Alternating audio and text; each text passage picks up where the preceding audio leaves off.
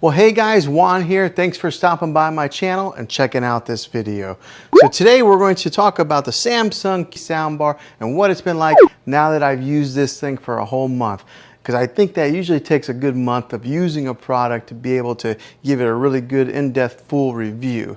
And so now that I have owned this thing for a month, I'm going to give you guys my thoughts on it. Now the way I'm going to structure this video is I'm going to give you guys a full review, and then at the end I will really give you my 1 month review thoughts on this. So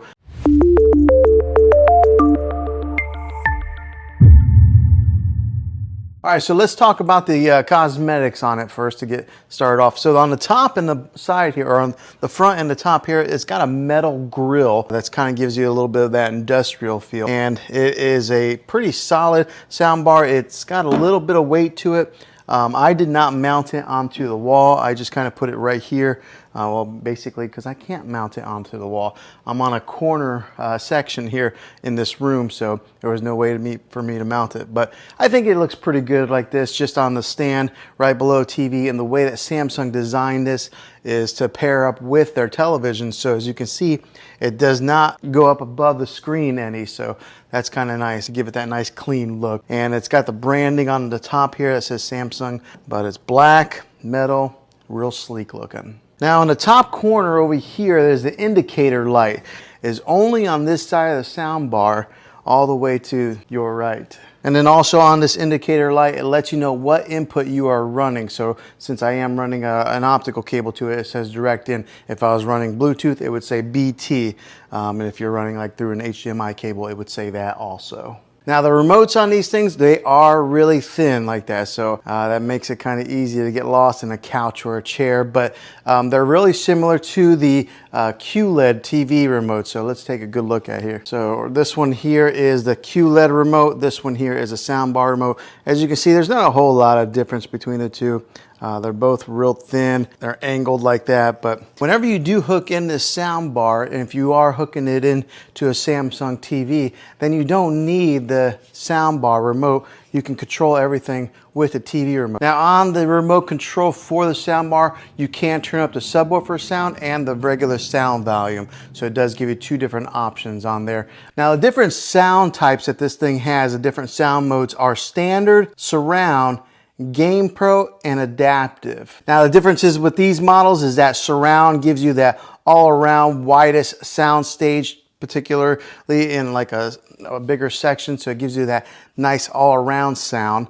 The Game Pro knows when you are gaming and it will adjust accordingly. So like maybe if you're playing some Call of Duty or something like that and there's loud guns, it will adjust the volume on the gun levels. So it's got that smart technology built inside of it that automatically detects that. And then last is the adaptive, and that will adjust on the fly based on the content that you are watching. So for example, if you're watching something that's real heavy in dialogue, it will adjust the voice accordingly to the show or the movie that you're watching, or maybe like the explosions. So it has that adaptive capability in there to control those different sound levels. Really cool technology. Now on the side of the soundbar over here, on this side here, it does have a volume control button, a plus, a minus. It's got a button on there to push it for Bluetooth pairing. And what you would do with that, when you push the Bluetooth pairing, you gotta push it, it'll come up there, Bluetooth. Then you gotta hold the Bluetooth button for about 5 seconds, and then that sets it into pairing mode to pair it with whatever device that you're wanting to Bluetooth with it. So it is a little bit of a learning curve on that, but and it's really clean with not having a whole lot of buttons on the side there. And then of course there's the power button on the side as well. But when it comes to the Bluetooth, you might have to have a little bit of patience. 5 seconds. Okay, so now let me give you a little bit of a sound test with this to show you guys what it sounds like, and then I'll dive into more of the specifics with it. In the center. And let's go ahead and play it.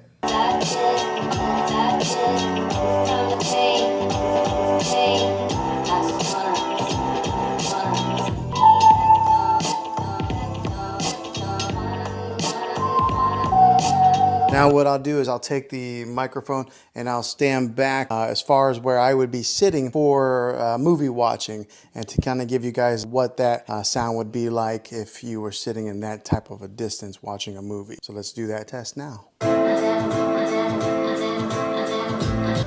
Okay, so that gives you a little bit of an example of what this thing sounds like. It's a great sounding sound bar. So there are speakers on the top, and then there are speakers here in the front that are booming out, and then you got the sound bar that I have sitting on the floor there. You do get a dedicated center channel, which does a fantastic job of handling the vocals when it comes to any kind of movies or anything like that. My wife and I were watching a television show the other day, and I was really surprised at how well it balanced the vocals with some of the like explosions or anything that were in the background. So that dedicated center channel does a fantastic job with that. Now with the rest of the speakers that go around the dedicated center channel, they do a fantastic job of filling in all those mids and giving you an example of what is all around there. So giving you that surround sound feel, making this sound bar sound bigger than what it really is. Gives you that crisp sound, that big bass booming sound, and then it fills the room in really nicely. Now on the top of this sound bar, along the top right here, it's got that acoustic beam technology.